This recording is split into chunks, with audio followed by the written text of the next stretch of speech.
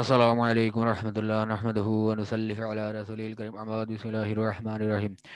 সুপ্রিয় শিক্ষার্থীবৃন্দ, এখন আমরা আলোচনা করব দাখিল নবম সাধারণ ও মুজাব্বিদ ষষ্ঠ সপ্তাহের বিষয় হাদিস শরীফের অ্যাসাইনমেন্ট নিয়ে। তোমাদের হাদিস শরীফের অ্যাসাইনমেন্ট নম্বর এটা হচ্ছে যে 3, তৃতীয় অ্যাসাইনমেন্ট। অ্যাসাইনমেন্টের শিরোনাম হচ্ছে হাদিসের আলোকে পিতামাতার প্রতি তোমার করণীয় আলোচনা করো। হাদিসের আলোকে পিতামাতার প্রতি তোমার করণীয় সম্পর্কে আলোচনা করে, এটা হচ্ছে যে অ্যাসাইনমেন্টের শিরোনাম। উত্তর: ইসলামের দৃষ্টিতে আল্লাহ ও তার রাসূল সাল্লাল্লাহু আলাইহি সাল্লামের পরে বান্দার হকের মধ্যে পিতামাতার হক হচ্ছে সর্বাগ্রে। এই পিতামাতার মধ্যে মাতার অধিকার পিতার চেয়েও বেশি, যা হাদিস শরীফে স্পষ্টতই বর্ণিত হয়েছে। মানুষের প্রতি আল্লাহর অধিকার হলো মানুষ একমাত্র আল্লাহর ইবাদত করবে এবং আল্লাহর সঙ্গে কাউকে শরীক করবে না। বান্দার হকের মধ্যে প্রথম ও প্রধান হলো পিতামাতার হক। সন্তানের প্রতি পিতামাতার হক বা অধিকার হলো সন্তান পিতামাতার সঙ্গে সদ্ব্যবহার করবে এবং তাদের মনে কষ্ট দেবে না। এই প্রসঙ্গে আল্লাহ তাআলা ইরশাদ করেন, তোমরা আল্লাহর ইবাদত করো, তার সঙ্গে শরীক করো না এবং পিতামাতার সঙ্গে সদ্ব্যবহার করো। সূরা নিসা আয়াত 36।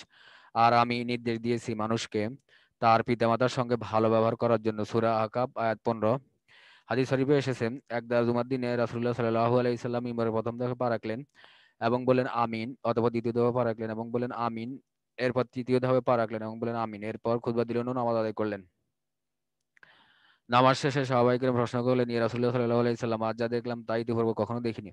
আপনি এক এক ধাপে পা রেখে আমিন আমিন আমিন বললেন, এটা কি নতুন কোন নিয়ম নাকি? নবী করিম সাল্লাল্লাহু আলাইহি সাল্লাম বলেন, না, এটা কোনো নতুন নিয়ম নয়, বরং আমি মিম্বরে ওঠার সময় হযরত জিবরীল আলাইহিস সালাম এলেন এবং আমি যখন মিম্বরের প্রথম ধাপে পা রাখি তখন জিবরীল আলাইহিস সালাম বললেন, আল্লাহ তাআলা বলেছেন, যারা পিতামাতা উভয়কে বা একজনকে বার্ধক্য অবস্থায় পেয়েও তাদের খেদমতের মাধ্যমে জান্নাত অর্জন করতে পারলো না, তারা ধ্বংস হোক। তখন আমি রাসূলুল্লাহ সাল্লাল্লাহু আলাইহি সাল্লাম সম্মতি জানিয়ে বললাম, আমিন, তাই হোক। এরপরে আরো আছে, আমরা এখানে পিতামাতার হক সম্পর্কে বলছি তাই পিতামাতারটাই বললাম। অর্থাৎ কেউ যদি তার পিতামাতাকে বাধ্যগরস্থতা পেয়েছে কিন্তু তার তার খেদমতের মাধ্যমে জান্নাত অর্জন করতে পারলো না, সে ধ্বংস হয়ে যাবে, এটা নিশ্চিত। এতে আমরা আল্লাহ থেকে এতে পানা পাই, আমরা যেন সবাই পিতামাতার খেদমত করি। পিতামাতার অবাধ্যতার জন্য যেমন রয়েছে অভিসম্পাত, তেমনি তাদের আনুগত্যের জন্য রয়েছে পুরস্কারের ঘোষণা। শুধু তাই নয়, তাদের প্রতি এক নজরে তাকালেও হজের সওয়াব পাওয়া যায়। হযরত ইবনে আব্বাস রাদিয়াল্লাহু আনহু থেকে বর্ণিত, রাসূলুল্লাহ সাল্লাল্লাহু আলাইহি সাল্লাম ইরশাদ করেন, যখন কোনো অনুগত সন্তান স্বীয় পিতামাতার প্রতি অনুগ্রহের নজরে দৃষ্টিপাত করে, আল্লাহ তাআলা তার প্রতি দৃষ্টির বিনিময়ে একটি করে কবুল হজের সওয়াব দান করেন। বাইহাকী বাইহাকী শরীফ। পিতামাতা পিতামাতা পিতামাতার মধ্যে কার হক বেশি সে সম্পর্কে নবী করিম সাল্লাল্লাহু আলাইহি ওয়াসাল্লাম বলেন, হযরত আবু বকর হুরায়রা রাদিয়াল্লাহু আনহু বর্ণিত, তিনি বলেন, এক ব্যক্তি আরজ করল, আল্লাহর রাসূল হে আল্লাহর রাসূল, আমার সাহচর্যের সবচেয়ে বেশি সদাচর পাওয়ার অধিকার কে? তিনি বললেন, তোমার মাতা। তিনি বললেন, তারপর কে? রাসূলুল্লাহ সাল্লাল্লাহু আলাইহি সাল্লাম বললেন, তোমার মা। লোকটি আবার জিজ্ঞেস করলো, তারপর কে? রাসূলুল্লাহ সাল্লাল্লাহু আলাইহি সাল্লাম বললেন, তোমার মা। লোকটি আবারও বলল, তারপর কে? রাসূলুল্লাহ সাল্লাল্লাহু আলাইহি সাল্লাম বললেন, তোমার পিতা। এই দীর্ঘ হাদিস থেকে পিতামাতার হকের গুরুত্ব এবং কার হক বেশি আদায় করতে হবে সে সম্পর্কে সঠিক নির্দেশনা পাওয়া যায়। দেখা যাচ্ছে যে মাতার হক 3 বার বেশি আগে। অতএব অপর হাদিস অনুযায়ী পিতামাতা অমুসলিম হলেও শরীয়ত অনুযায়ী তাদের হক সম্পূর্ণরূপে আদায় করতে হবে। অর্থাৎ পিতামাতা যদি অমুসলিমও হয়, তাদের হক শরীয়ত নির্ধারিত তাদের হক অবশ্যই আদায় করতে হবে। পিতামাতাকে গালি দেওয়া কবিরা গুনাহ। পিতামাতাকে গালি দেওয়া কবিরা গুনাহ। এই সম্পর্কে হযরত আব্দুল্লাহ ইবনে আমর রাদিয়াল্লাহু আনহু বর্ণিত, তিনি বলেন, হযরত রাসূলুল্লাহ সাল্লাল্লাহু আলাইহি সাল্লাম ইরশাদ করেছেন, সন্তান নিজের পিতামাতাকে গালি দেওয়া কবিরা গুনাহের মধ্যে অন্যতম। সাহাবীগণ জিজ্ঞেস করলেন, হে আল্লাহর রাসূল সাল্লাল্লাহু আলাইহি সাল্লাম, কেউ কি তার পিতামাতাকে গালি দেয়?